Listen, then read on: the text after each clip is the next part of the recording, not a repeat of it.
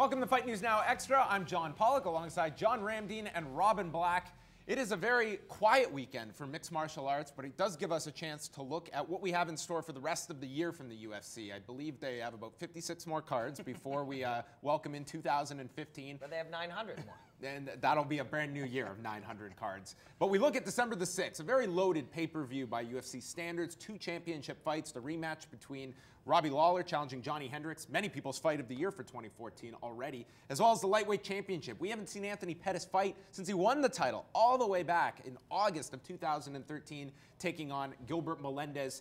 And I think that, you know, it sounds ridiculous, but we have 2 weeks to look forward to this card, which feels like a gigantic time period to really focus in on this pay-per-view, and I think it will get some added buzz because this is a more loaded up pay-per-view. Of course, and I mean, you look at especially the co-main event, the lightweight title fight. Anthony Pettis is one of those special athletes. You know, Duke Roufus has talked about this guy for years, saying that, you know, people haven't even come close to seeing what Anthony Pettis is capable of doing inside of the cage. I mean, we all look at that Showtime kick, but he's like, no, this guy does amazing stuff, and for years to come, you're going to see that stuff unfold. I mean, we know how deadly he is in the stand-up position, probably the best striker at 155 pounds, but as soon as the fight goes down to the canvas, people said, oh, you know, if Ben Henderson goes down, this guy's a black belt in Brazilian Jiu-Jitsu, he's competed at ADCC, and what happened? Anthony Pettis submitted this guy, so he is an extreme talent. You know, that last loss against Clay Guida, he is a completely different fighter. However,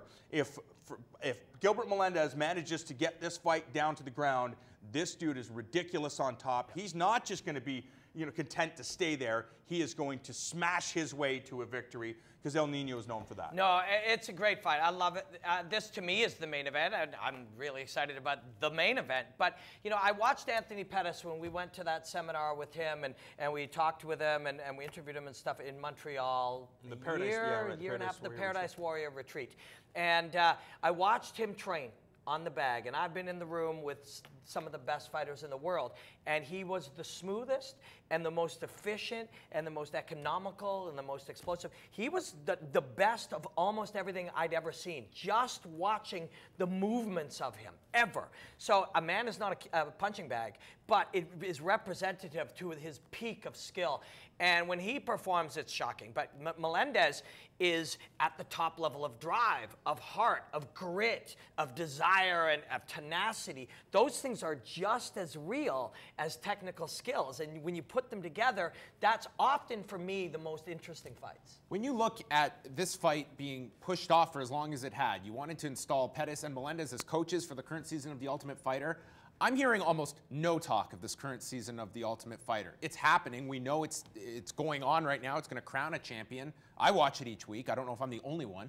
But is Pettis and Melendez, have they benefited at all from being on this show while the UFC takes out a champion and the #1 contender when we are running so many cards? We need these guys. Is the benefit there to freeze these guys for so long? No, I mean, I'm sure when they go to the ATM, it definitely benefits them. They're making more money, and that's what it's about for a lot of these guys. But is anyone else buying this pay-per-view because of Ultimate Fighter that weren't already buying this pay-per-view? I highly doubt it. I mean, you look at the fact that these guys are at the top of the food chain, and I think it was just let's reintroduce these guys because of Anthony Pettis being off for so long. They were hoping that it would work. I just think that the hardcore and the casual fans, they know who he is, because all they have to do, especially for the casual fans, show that Showtime kick over and over again, and then show Gilbert Melendez in his fight with Diego Sanchez, and I think people are going to get all ready. So put together a countdown special for me. Yeah. I think the idea that we're simply going to put them on TV and that's going to attract people, it's what happens on television. There's no rivalry between these two. They don't lend themselves in this kind of environment on a reality show that's going to bring anyone new to the table. Yeah, I think you literally, if you're their management, you look at the risk-reward ratio of doing this. So you will not be fighting for 8 months, whatever. If you're Pettis and his management, you're like, great, I'm injured, I'm doing rehab, and we're going to pay you $50,000, $100,000. We're going to pay you $100,000. Well, I'm doing rehab. Sign me up for that there TV show. And then Gilbert Melendez, part of the deal when they fought with Bellator was going to use him in television. He really liked that. His management liked that. So they say, great, we're going to put you on our highest rated show. So they found 2 guys who saw a big enough benefit in it, and one in particular who wasn't physically ready to fight. So for Pettis, he's like, whoever his management is, and whether it was Duke or some other area of his management, when they went and said, look, Anthony, you're going to go just talk on television and tell girls how to fight and stuff because you can't fight, you're going to get paid. He's a killer.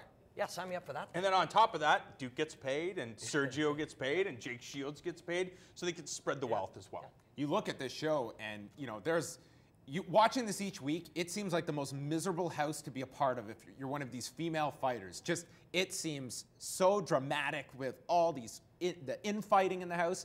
I think the one who just lucked out here was Paige Van Zandt, who was too young to go into the house with alcohol. She gets a UFC contract anyway and was one of the shining lights this past Saturday with her win over Kylan Curran. Got fight of the night. 50 grand? Yeah, she made 50 grand on it. Bonus, and everyone, at least in the MMA bubble right now, is talking about her. Dave Schaller was noting that mainstream press was talking to her this week. She seems to be someone that has bypassed the whole Ultimate Fighter experience, isn't going to be fighting for the title, but seems to have leapfrogged way up in this division and is someone that has a lot of focus now without the Ultimate Fighter. But I mean, you've heard from fighters in the past.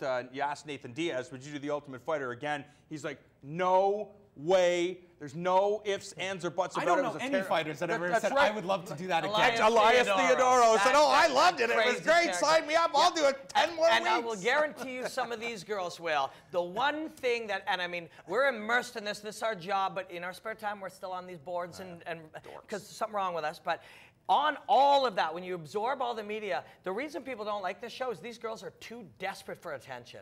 And there's something in our society where we're like, yeah, no problem. Go up and do a music video, do whatever it is. But at the point where you're begging for it, where your very actions show that you're begging for it. Would that be defined as posing in a thong with a gun? Yeah, I guess that would be defined as that. And I think that is what people don't like about it. But the people who really want the spotlight on them all the time, they'd like to do that show again. And it was Angela Magana who was posing with the gun.